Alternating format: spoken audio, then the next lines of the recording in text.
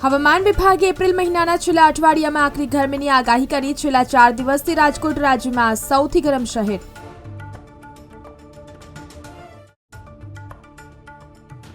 રાજકોટ અને અમદાવાદમાં તાપમાનનો પારો 42 ડિગ્રીને પાર થવાની શક્યતા. રાજકોટમાં ગરમીનો પારો 43.5 ડિગ્રીએ પહોંચ્યો.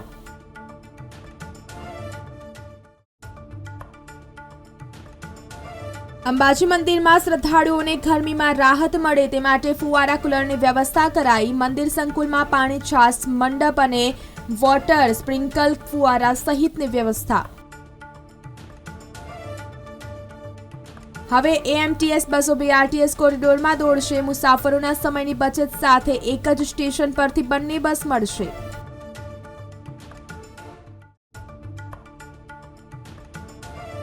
આઠ શહેરમાં લઘુત્તમ તાપમાન 25 ડિગ્રીથી વધુ નોંધાયું. રાજ્યમાં 13 શહેરમાં પારો 40 ડિગ્રીથી વધુ. ભાવનગરની રાત સૌથી ગરમ.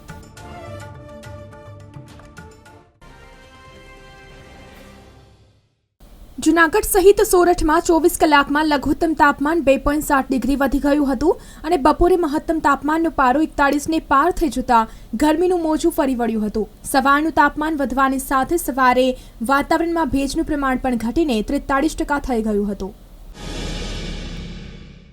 રાજ્ય સરકાર દ્વારા ગુજરાતભરમાં પ્રાઇસ સપોર્ટ સ્કીમ એટલે કે પોષણક્ષમ ભાવે ચણાની ખરીદી શરૂ કરવામાં આવતા ખેડૂતોએ તેમના ઊંચા ભાવે ચણાનું વેચાણ થતા ખુશી વ્યક્ત કરી હતી. કેશોદ માર્કેટિંગ યાર્ડ ખાતે જુદા જુદા 6 સેન્ટરો મારફત ટેકાના ભાવે ચણાની ખરીદી શરૂ કરવામાં આવી છે. ગાંધીનગરમાં ગરમીનો પારો સતત વધી રહ્યો છે. છેલ્લા 2 દિવસમાં મહત્તમ તાપમાનમાં 2.3 ડિગ્રીનો વધારો નોંધાયો છે. બુધવારે શહેરનું મહત્તમ તાપમાન 42.8 ડિગ્રી સુધી પહોંચ્યું હતું. રાજ્યમાં વેસ્ટર્ન ડિસ્ટર્બન્સની અસર પૂરી થયા બાદ હવે પશ્ચિમ અને ઉત્તર પશ્ચિમના ગરમ પવનો ફૂંકાવાનું શરૂ થયું છે. વેસ્ટર્ન ડિસ્ટર્બન્સની અસર ઘટતા સમગ્ર ગુજરાતમાં ગરમીનું મોજું ફરી વળ્યું છે. રાજ્યના 13 શહેરમાં બુધવારે પારો 40 ડિગ્રીથી વધુ નોંધાયો હતો, જેમાં સુરેન્દ્રનગર 43.7 ડિગ્રી સાથે સૌથી ગરમ હતું. રાજકોટમાં 43.5 ડિગ્રી, જ્યારે ભુજમાં 43.3 ડિગ્રી, ગાંધીનગર ડીસામાં 42.8 ડિગ્રી ગરમી રહી હતી. ગરમ પવનો ફૂંકાવાના શરૂ થતાં શહેરમાં ગરમીનો પારો 42 ડિગ્રી નોંધાયો હતો. બપોરના 2 થી 4 વાગ્યા સુધીમાં ગરમીનો પારો સૌથી વધુ 42 ડિગ્રી નોંધાયો હતો. હવામાન વિભાગની આગાહી મુજબ આગામી 5 દિવસ દરમિયાન મહત્તમ તાપમાનમાં કોઈ મોટો ફેરફાર જોવા નહીં મળે. શહેરમાં સતત ગરમીનું જોર વધી રહ્યું છે. ગરમીનો પારો 41 ડિગ્રી નજીક પહોંચી ગયો છે. છેલ્લા 2-3 દિવસથી સતત આકરી ગરમી પડી રહી છે. લૂની અસર વર્તાતા શહેરીજનોની હાલત કફોડી બની છે. પવનની દિશા સાઉથ વેસ્ટ થઈ જશે, જેથી દરિયાઈ પવનો ફૂંકાવાના કારણે ગરમીનું જોર ઘટશે. છેલ્લા 1 વર્ષમાં મન ફાવે ત્યાં ફરો યોજનાને સૌથી વધુ લાભ અમદાવાદ, રાજકોટ, મહેસાણા અને સુરતમાં મુસાફરોએ લીધો છે. જ્યારે છેલ્લા 5 વર્ષમાં 2580 મુસાફરોના પાસ ઇસ્યુ કરીને નિગમ 21 લાખથી વધુની આવક મેળવી છે, એમ ગુજરાત રાજ્ય વાહન વ્યવહાર નિગમની યાદીમાં જણાવવામાં આવ્યું છે. વેસ્ટર્ન ડિસ્ટર્બન્સની અસર ઘટતા સમગ્ર ગુજરાતમાં ગરમીનું મોજું ફરી વળ્યું છે.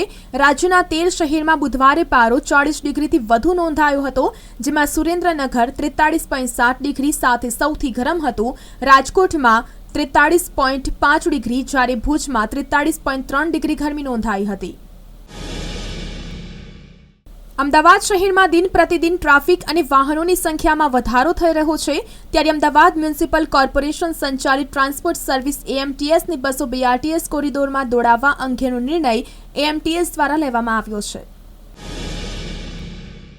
હવામાન વિભાગે એપ્રિલ મહિનાના છેલ્લા અઠવાડિયામાં આકરી ગરમીની આગાહી કરી છે.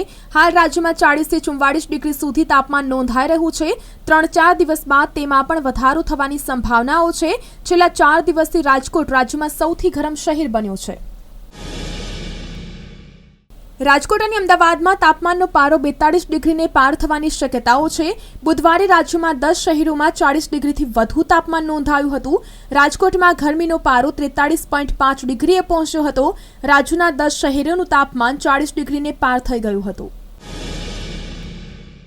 યાત્રાધામ અંબાજીમાં હાલ આકરી ગરમી પડી રહી છે. શ્રદ્ધાળુઓ ગરમીની વચ્ચે પણ દર્શન કરવા માટે આવી રહ્યા છે.